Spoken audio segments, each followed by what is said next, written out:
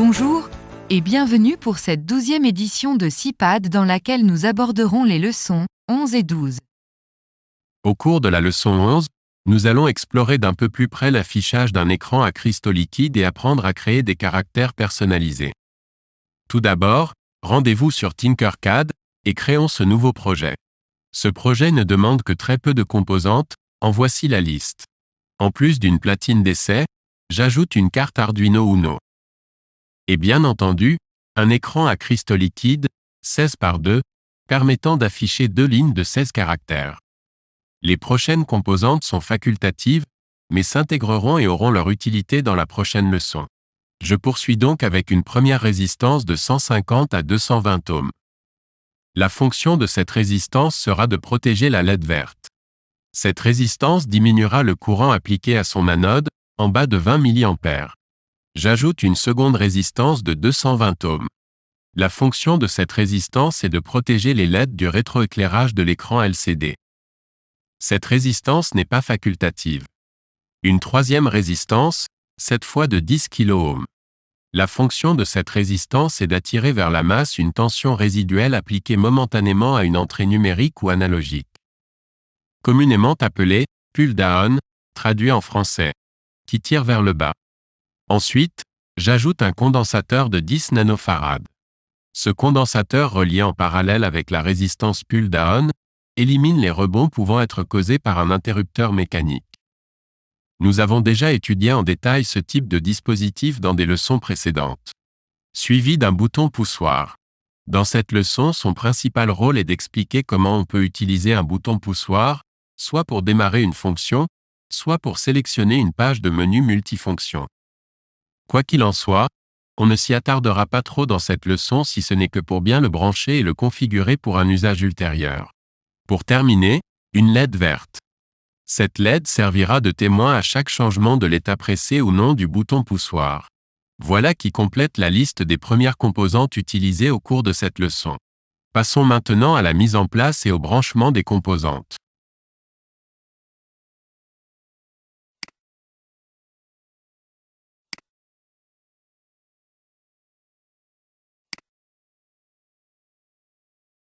Ce premier de 3 boutons poussoirs ne trouvera son utilité que dans la prochaine leçon.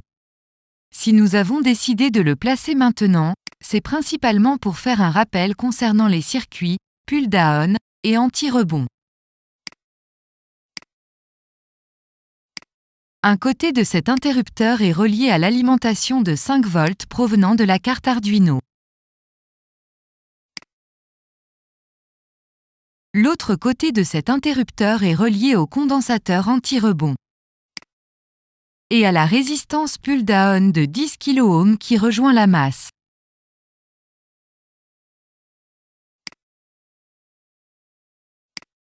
La résistance pull-down de 10 kΩ et le condensateur anti-rebond de 10 nanofarad sont montés en parallèle entre ce côté de l'interrupteur et la masse. Éventuellement, ce bouton poussoir aura une fonction de sélection et sera raccordé à la broche 13 de l'Arduino qui sera en mode input. La LED verte témoignera du changement d'état du bouton poussoir. Sa cathode passera par une résistance de protection qui la reliera à la masse. Quant à son anode, elle sera raccordée à la broche 9 de l'Arduino qui sera en mode output. Rappelons en passant que connaître la valeur de la résistance de protection d'une LED est importante. Une résistance trop élevée diminuera l'intensité de la LED, tandis qu'une résistance trop basse la fera griller. Par expérience, pour une LED verte soumise à une tension de 5 volts, une résistance se situant entre 150 et 220 ohms sera très bien. Mais pour les débutants, il est bon de savoir calculer cette valeur. Il existe une formule toute simple pour obtenir la meilleure valeur. Ce qu'il faut retenir, c'est que la plupart des LED ne supportent pas un courant dépassant les 20 mA. Aussi que selon la couleur de la LED, sa tension diffère. Il existe des tableaux sur le web précisant la tension pour chaque couleur. Dans ce cas précis, notre LED verte répond à une tension de 2 volts à un courant maximal de 20 mA. Pour connaître la bonne valeur, il suffit de soustraire la tension de la LED, ici 2 volts, à la tension d'alimentation soit 5 volts. ce qui nous donne une différence de 3 volts que l'on divise par le courant max que peut supporter la LED, soit 3 volts divisé par 20 mA. Le résultat de cette opération nous donne 150. C'est la valeur en ohms de la résistance de protection à placer soit entre la masse et la cathode, soit entre l'anode et la source de 5 volts.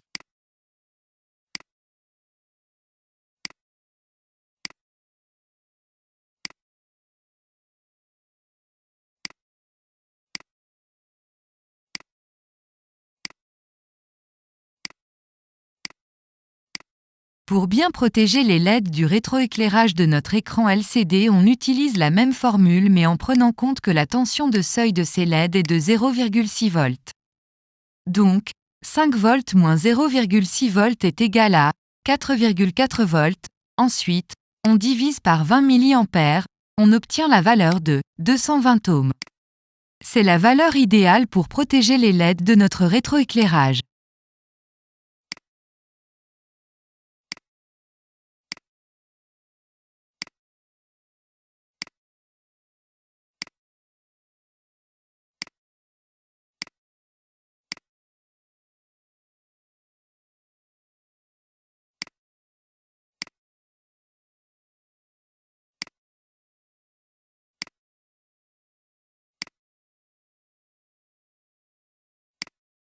Les raccordements entre l'Arduino et un écran LCD 16:2 se font, généralement, de cette manière.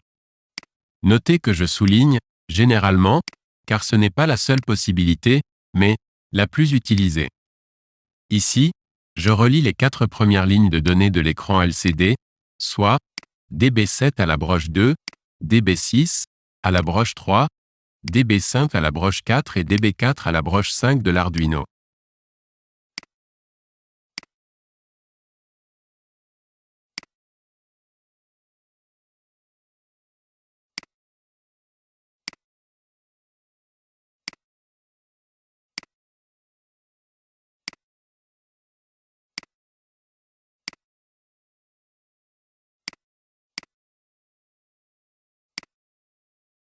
Les 2 derniers branchements consistent à relier le point E pour Enable, ou activer en français, à la broche 11 de l'Arduino.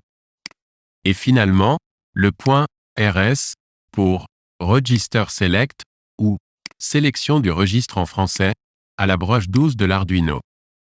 Comme on l'aura deviné, tous les fils noirs sont reliés à la masse et les rouges aux 5 volts de l'Arduino. On en a terminé avec les branchements pour le moment. Nous allons maintenant nous diriger vers l'éditeur de programmation. Juste avant de nous diriger vers l'éditeur de programmation, prenons juste un moment pour observer le schéma électronique de notre dispositif pull-down et anti-rebond ainsi que la LED témoin.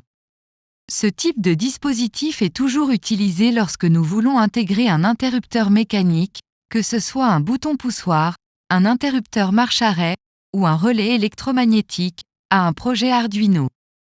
Quant à la résistance pull-down, on l'utilise aussi à la base de tout transistor, MOSFET ou IGBT utilisé en mode commutation. Une résistance pull-down, communément appelée résistance de tirage, est une résistance située entre la ligne et la masse. Elle amène délibérément et plus rapidement cette ligne à l'état bas, soit l'état 0, en électronique numérique, dès que la commutation est interrompue. Ceci dit, passons à la programmation. Compte tenu du fait qu'on n'en est pas à une première fois, cette étape peut facilement se passer de longues explications. Comme dans tout nouveau projet incluant une carte Arduino, par défaut, Tinkercad propose un mode d'édition en bloc. Personnellement, je préfère le mode texte. En sélectionnant le mode texte, une demande de confirmation apparaît nous informant qu'en fermant le mode bloc, tous les blocs présents seront perdus. On s'en fout royalement. De plus, par défaut, Tinkercad a déjà incorporé quelques lignes de code servant à faire clignoter une LED. Comme on ne s'en servira pas, je me contente de les supprimer en ne conservant que les fonctions setup et loop.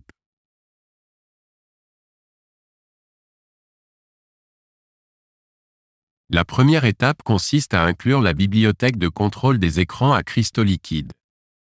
La bibliothèque Liquid Crystal permet la communication avec des écrans à cristaux liquides, LCD, alphanumériques.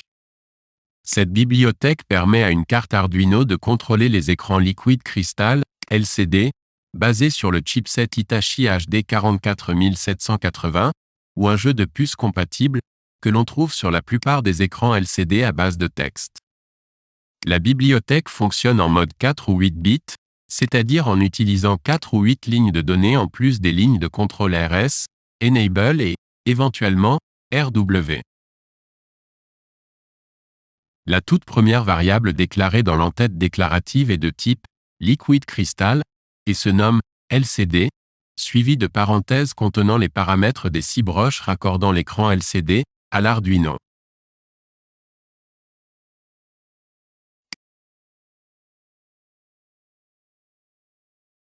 Maintenant, pour ce qui est de nos composantes interactives telles que la LED verte et le bouton poussoir, je commencerai par déclarer une constante de type integer, nommée LED-V, et lui assigner la broche 9.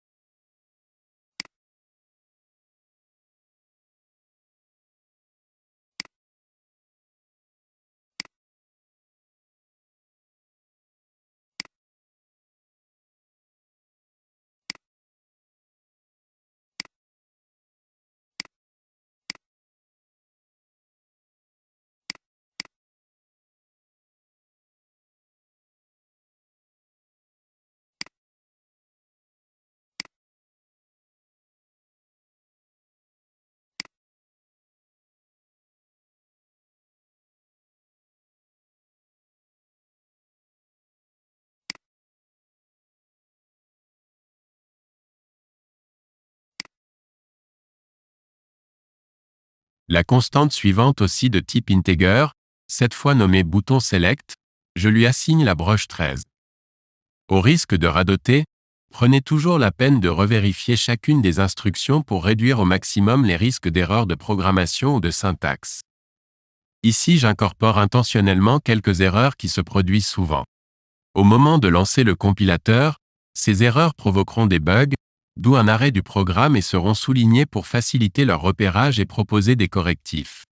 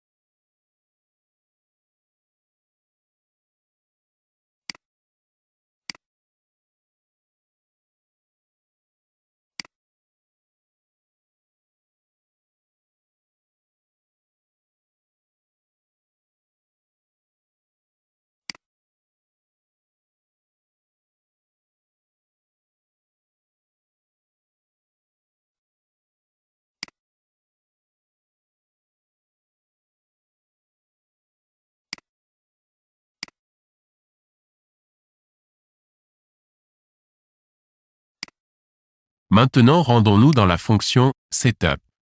La première instruction initialise le nombre de colonnes et de rangées de notre écran LCD.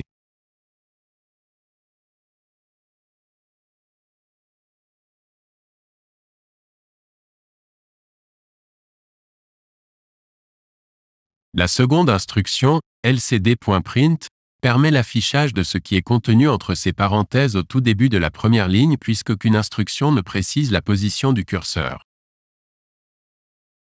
L'oubli d'une parenthèse provoque une faute de programmation. De là l'importance de toujours revérifier chaque ligne de code avant de passer à la suivante.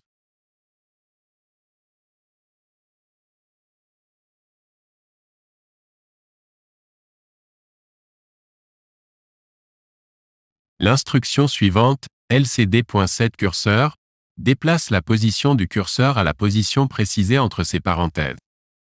Le premier paramètre, 0, indique la première des 16 rangées de caractères, suivie d'une virgule et de 1, pour préciser la deuxième ligne de l'afficheur. 0, étant la première ligne.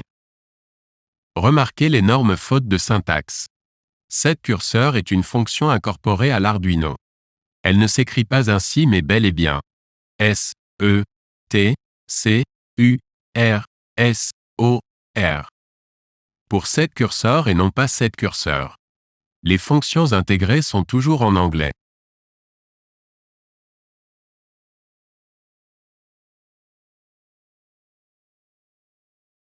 Il en va de même pour le nom des variables. On doit toujours respecter la même syntaxe qui a été déclarée dans l'entête de déclaration. Faites attention aux fautes de frappe. Cela arrive souvent. On doit également utiliser exactement la même case, minuscule et majuscule lorsqu'utilisée dans le nom d'une variable ou d'une fonction. Maintenant, nous allons assigner un mode input ou output à chacune des broches 9 et 13, grâce à la fonction pinMode. Ainsi j'assigne à la variable nommée ledv, qui correspond à la broche 9, le mode output. On aura compris qu'il s'agit d'un mode de sortie qui ne connaît que 2 états. Soit low, soit high, soit 0, soit 1. Ou mieux encore soit 0 volts, soit 5 volts. Selon l'état, la LED verte sera allumée ou éteinte. Ensuite, j'assigne à la variable nommée bouton select, qui correspond à la broche 13, le mode input. On aura compris qu'il s'agit cette fois d'un mode d'entrée qui ne connaît que 2 états. Soit low, soit high, soit 0, soit 1. Ou mieux encore soit 0 volts, soit 5 volts.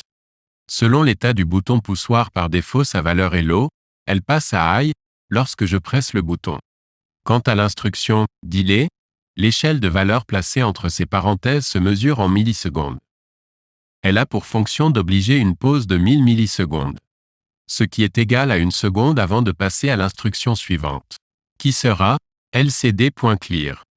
Cette fonction fait partie de la bibliothèque Liquid Crystal et a pour rôle d'effacer tout le contenu déjà affiché après une pause d'1 seconde.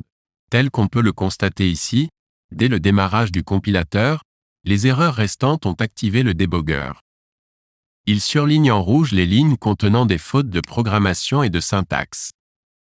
Dans la fenêtre du bas, il nous précise une première erreur à la ligne 9.2.7, soit sur la ligne 9, à la 7e position.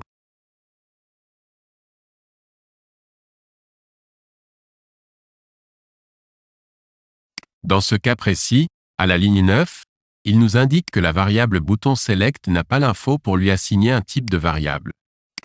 J'avais omis de préciser le type integer.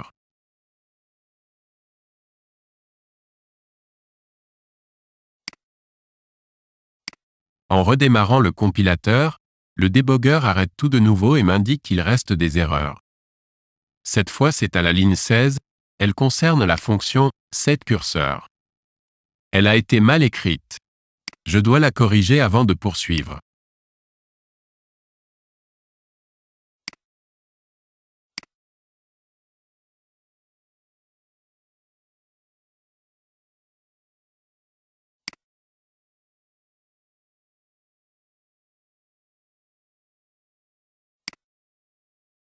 Une autre tentative, un autre plantage. Cette fois, l'erreur a stoppé le débugger à la ligne 26. Il nous précise que l'erreur se situe juste avant l'accolade de fermeture de la fonction setup. À la ligne 22, j'ai omis de terminer la dernière ligne d'instruction avec un point-virgule. Ce genre d'oubli arrive très souvent. On doit toujours terminer toute instruction par un point-virgule.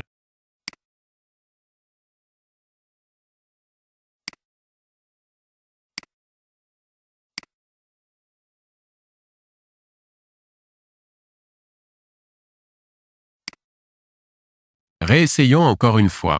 Pas de plantage, tout fonctionne tel que programmé. Le texte s'affiche pendant 1 seconde avant de s'effacer.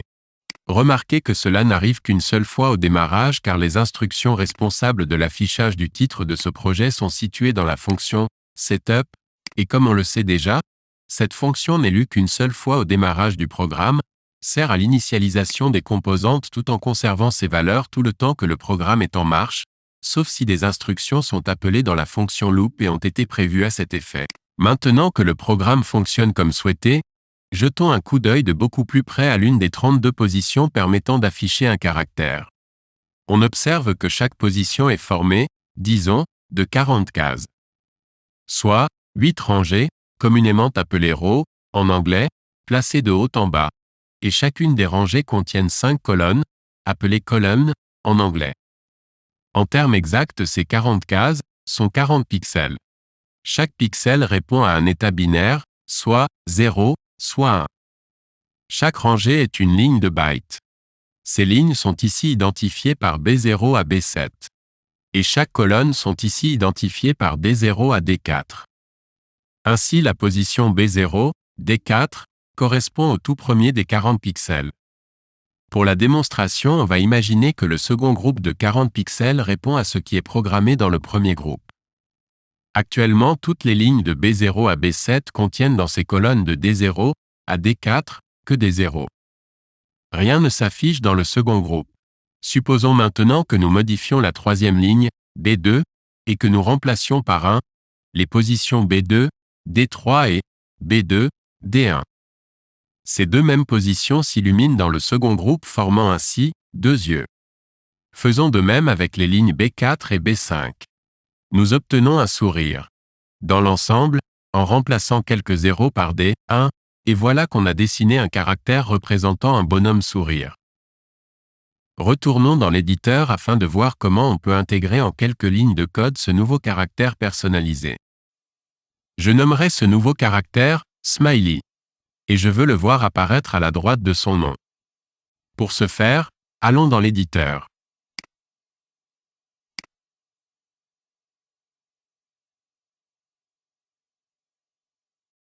Dans l'entête déclarative, la première étape consiste à déclarer ce nouveau caractère comme un tableau de variables et sera de type byte.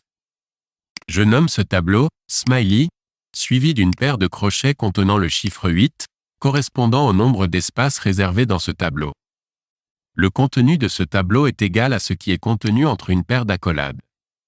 Chaque espace correspond à une ligne de 5 pixels. Présentement, on n'a que des zéros sur les 8 rangées qui commencent par B, suivi d'une virgule.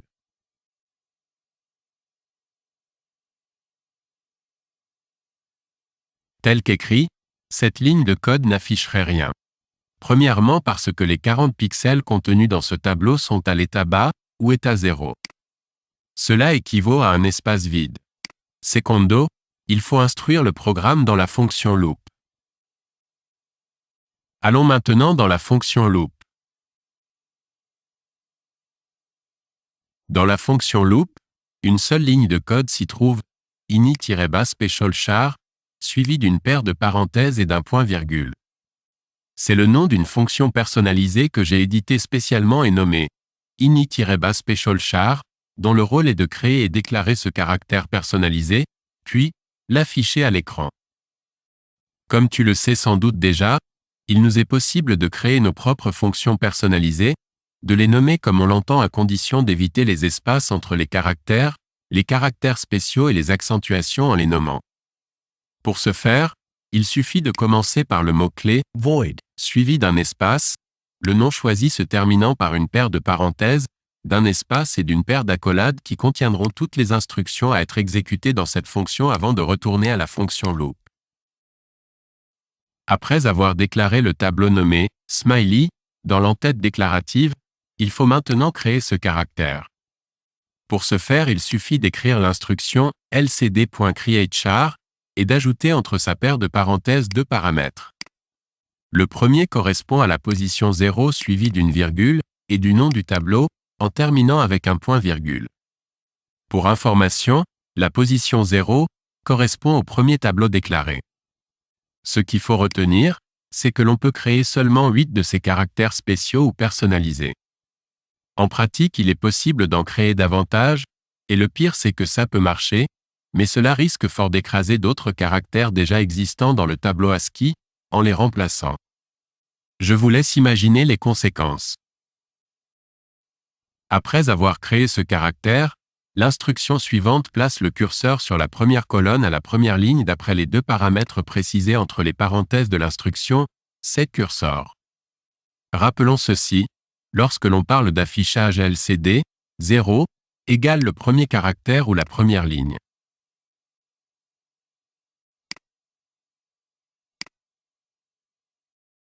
Ensuite, l'instruction suivante, lcd.print, permettra d'afficher le texte contenu entre ces parenthèses directement à la position voulue par l'instruction précédente. Finalement, les deux instructions suivantes sont en fait deux méthodes qui font exactement la même chose mais écrites différemment. Elles servent à afficher le caractère que nous venons de créer. Observez et comparez ces deux instructions. On peut utiliser lcd.print ou lcd.write. Remarquez surtout la syntaxe utilisée entre les parenthèses. Toutes deux sont valides et peuvent s'interchanger. Pour information, concernant les méthodes print versus write, la classe lcd dérive de la classe print. La classe print possède à la fois des méthodes d'impression et d'écriture. Les méthodes print ou d'impression convertissent toutes les valeurs d'entrée en chaîne pour l'impression. Les méthodes write ou d'écriture ne le font pas. Lors de l'impression sur le port série, la différence est significative. Écrire sur l'écran LCD ne semble pas avoir de sens, car il ne peut afficher que du texte. Cependant, il y a des écrans LCD qui prennent des commandes pour déclencher le clignotement et des trucs comme ça. La commande a une longueur d'1 ou 2 octets. Dans ces cas, la méthode write ou d'écriture est appropriée. Or, ce qui est bon à savoir c'est lcd.print appelle lcd.write pour afficher un seul caractère. Une certaine surcharge est évitée en appelant directement lcd.write, mais c'est peu par rapport au temps nécessaire à l'écran LCD pour gérer le caractère. Je m'en tiendrai à la méthode lcd.print.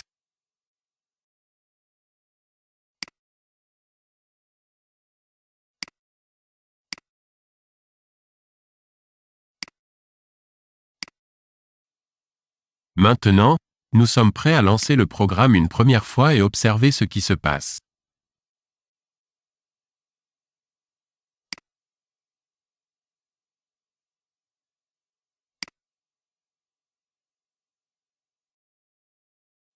Le programme fait exactement ce qui lui est demandé. L'écran affiche pendant une seconde le titre du projet, s'efface puis affiche le nom du caractère. Par contre, on pourrait penser qu'il n'affiche pas le caractère représentant Smiley. Pourquoi? C'est simple. En fait, il affiche le caractère qui a été déclaré dans le tableau. Si on retourne dans l'entête déclarative, on constate que chaque pixel sur chaque ligne du tableau est à l'état 0. Ce qui en fait un caractère comparable à un espace vide. Il faut le dessiner pour qu'il s'affiche. Pour ce faire, on n'a qu'à remplacer quelques 0 par des 1 aux bonnes positions.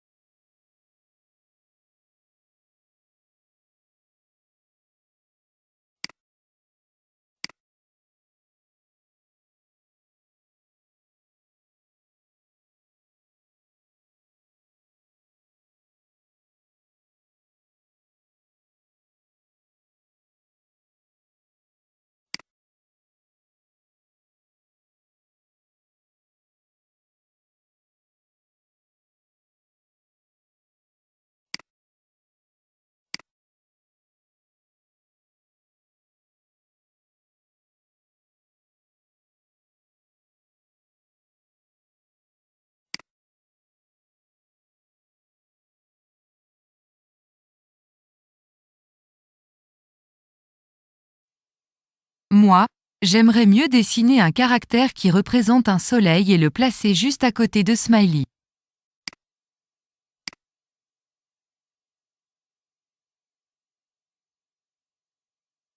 Eh bien, fais-toi plaisir, et amuse-toi. Tu peux créer encore 7 autres caractères.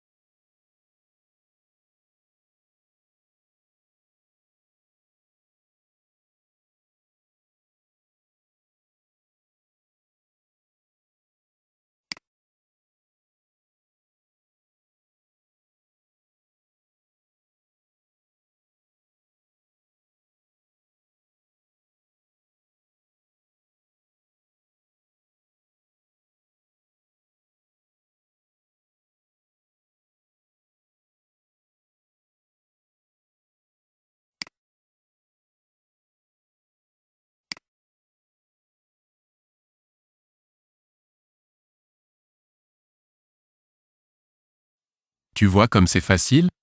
Il suffit tout simplement d'instruire le programme. À mon tour, je veux placer un cœur entre Smiley et le soleil. Je commence par dessiner un cœur.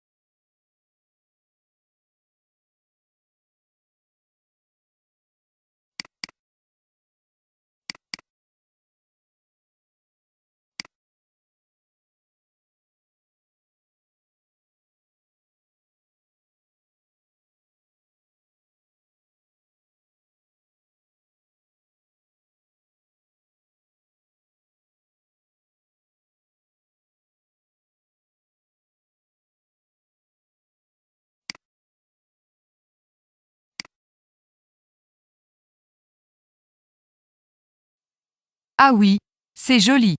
On pourrait traduire ces 3 caractères par Smiley aime le soleil.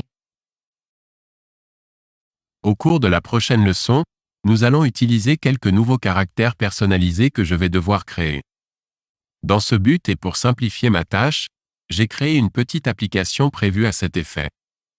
En plus de voir le dessin du caractère apparaître à mesure que je le programme, il permet de nommer le caractère et d'écrire automatiquement la ligne de code en C++ qui ne me reste qu'à copier et coller dans mon en-tête déclarative. Cette application a été réalisée avec Microsoft Excel 2007. Tu peux la télécharger gratuitement grâce au lien que j'ai ajouté dans la description au bas de cette vidéo. Voici une démo que j'avais prévu utiliser dans la prochaine leçon et qui te montre comment la télécharger et l'utiliser dès maintenant. Voici comment télécharger et utiliser SharMaker. Le lien contenu dans la description te conduit directement à la page de téléchargement contenant un fichier Excel compressé. Clique sur l'icône télécharger. Une fois fait, si tu utilises le navigateur Google Chrome, va en bas et à gauche de la page. Un fichier nommé specialcharmaker.zip apparaît, il ne te reste qu'à faire comme moi. Double-clique sur le fichier décompressé et voici qu'apparaît mon appli permettant de créer facilement des caractères spéciaux. Il vient en incluant déjà un caractère en exemple. Je commence par donner un nom à mon nouveau tableau. Ce sera Up, car je veux dessiner une flèche pointant vers le haut. Pour tout effacer, je sélectionne le premier zéro que je copie, ensuite j'étends le pointeur pour sélectionner toute la grille et je colle des zéros partout. Ainsi l'ancien caractère s'efface. À mesure que j'opère des changements, la ligne du bas les mémorise. Ce petit jouet écrit pour moi la ligne de code en C++ que je n'aurai qu'à sélectionner, copier et aller la coller dans l'éditeur d'Arduino.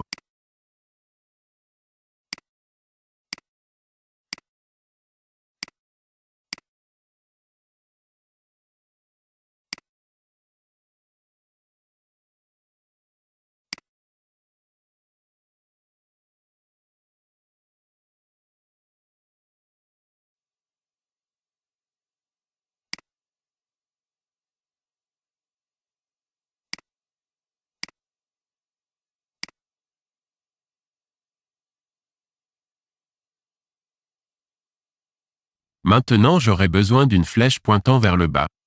Je retourne dans mon appli, je remplace up par DN pour down, j'efface à nouveau l'ancienne programmation et je dessine une flèche pointant vers le bas.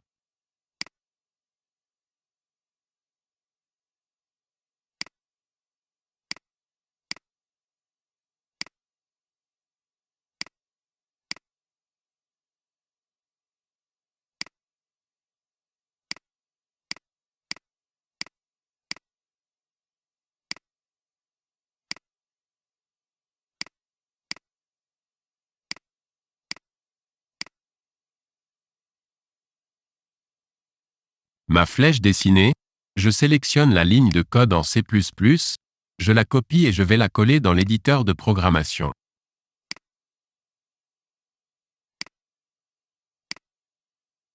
Il ne me reste qu'à créer ces deux nouveaux caractères avec la méthode lcd.createChar, comme on l'a montré tout à l'heure avec smiley, soleil et cœur. Habituellement, comme on l'a vu plus tôt, je crée une fonction spécialement dédiée à regrouper tous les caractères spéciaux qui est appelée en boucle par la fonction loop. Cependant, on peut aussi initialiser la création de ces caractères directement dans la fonction setup comme je le fais ici. Cette petite application est pratique et facile à utiliser. De plus, elle évite bien des erreurs de programmation tout en rédigeant sans faute la ligne de code en C++ en un rien de temps.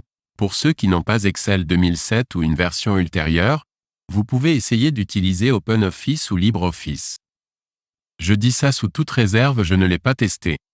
Tenez-nous-en informés par le biais des commentaires.